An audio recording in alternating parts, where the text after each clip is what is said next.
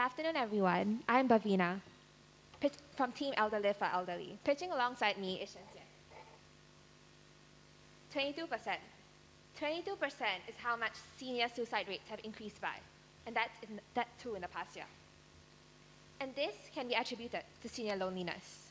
Seniors feeling isolated and trapped in a belief that they would forever be alone. That's why we felt like something had to be done.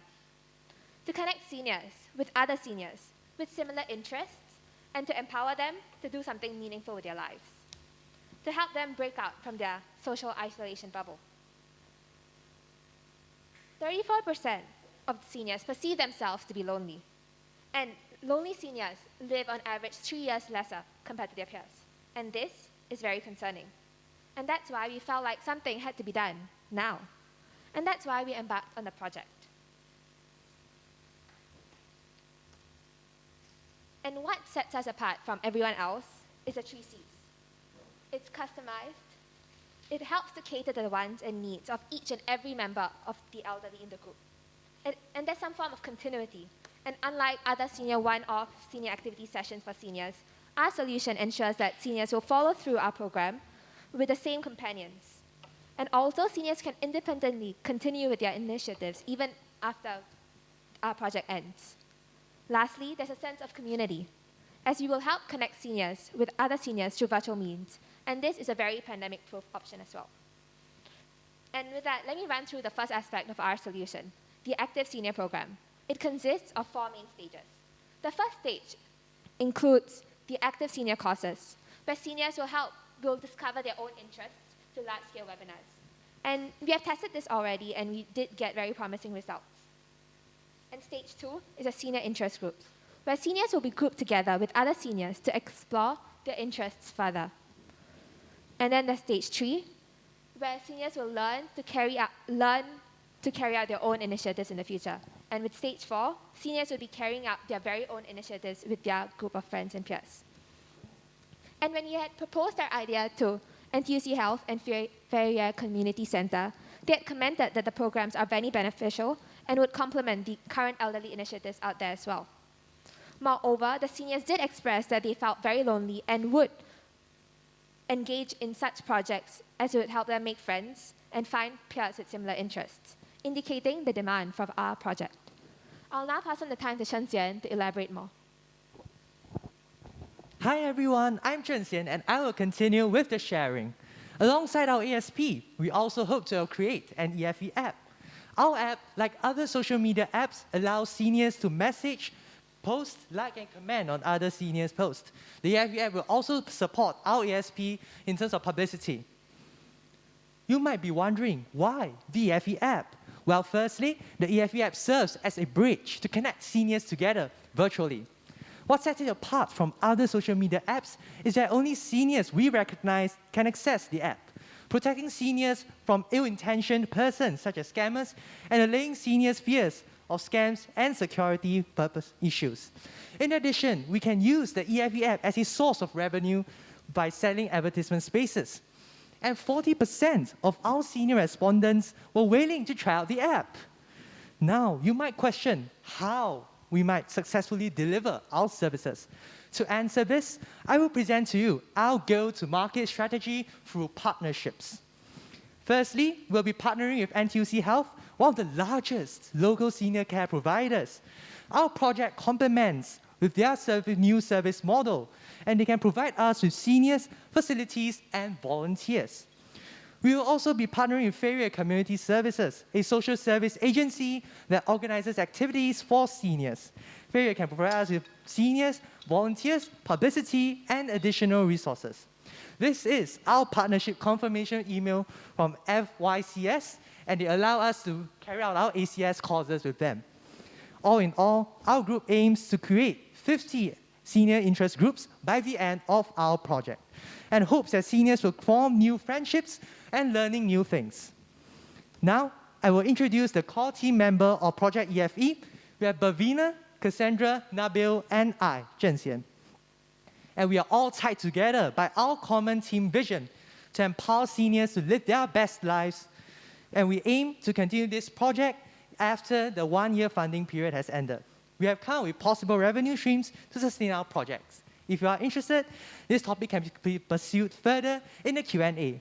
Thank you very much for your kind attention. Thank you.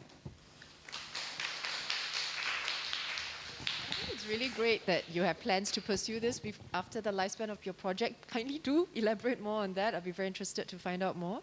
All right, so firstly, we have a few. Firstly, it's about funding sustainability.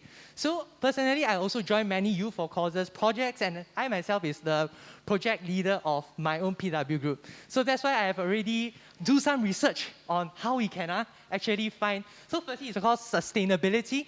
So funding. So what can we do for funding? Of course, firstly, I know youth, the NYC have their own youth challenge causes, the grants as well, up to $3,000 if I'm correct. So that's one is the grants. And of course, others such as donations. So donations, we also ask our partners, right, oh, you look at our project, what can we actually find out some funding? So according to NTUC Health, they say that we create a lot of SIG groups, right? So maybe, for example, if they are waiting, they want to sell or whatsoever, right? Maybe you can ask for donations for them.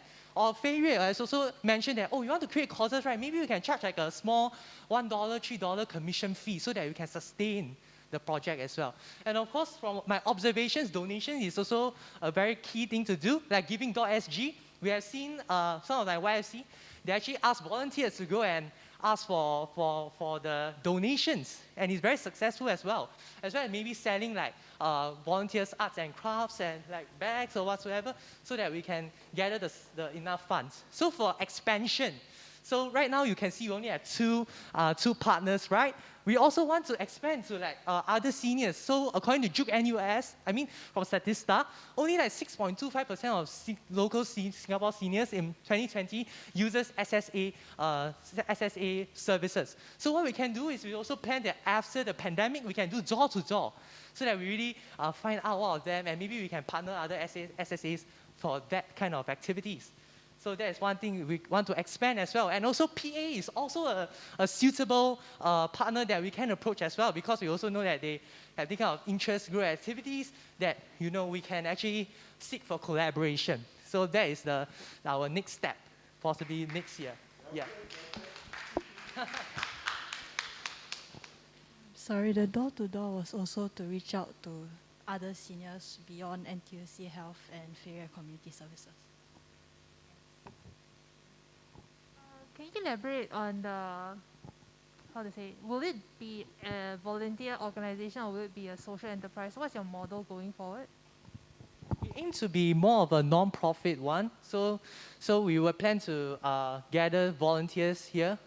You want to? So it's a non-profit one. So at the start, it's run by volunteers. So for the activities, in the stage one, it's usually because there are a lot of students who volunteer in elderly nursing homes, and they do projects with the elderly. So we'll consolidate, we'll gather all of these volunteers and allocate them different elderly homes or different places where they can conduct these activities. And so it's all volunteer-based for stage one. And we can also use these volunteers to help teach classes like crocheting or calligraphy to these seniors. And the seniors can teach these activities to the peers. So for now, it's more volunteer-based and volunteer-run. And to carry out the activities, the reason why we need funding is because these activities require material costs when you do conduct the activities. So that was one of the reasons why we needed funding. And the other optional cost was also for the app, but that's the stage 2 of the project. But the app cost is already in the 50K ask, right? Yes. So there's two parts to the funding. For example, for 20K, around 5,000 will be for the material costs. And if you're able to pursue the app in the next cycle, if you're going to implement the app, it will cost around 30,000 to build the entire app. You want to elaborate on the app? The app also has a feature where we can implement relevant advertisements. Because a lot of companies, when they want to sell a product catered towards elderly people, it's difficult to advertise to them directly. They're not always on the internet. And also these companies are very niche and they really, really need customers. So the way we can do it is this app. There's Google Adsense program, which partners by Google, and it's depending on how often the ad is shown, we can get paid with that as well. because this is a platform for it. And that allows our app to go further, because there's also a maintenance cost to hire programmers to bug fixes and security issues later down online. Another way we can do it as well is partner up with a specific company, and they can have something called affiliate links, which is depending on if someone clicks on the link, we can get a portion of the profit they make from clicking on that link. This can range from 10% to 50%, which is also a very valuable way we can continue funding for this project long term. So we are just a non-profit organization, but we hope that we, to a certain extent, can sustain ourselves financially. All right, thank you very much because we're out of time right now.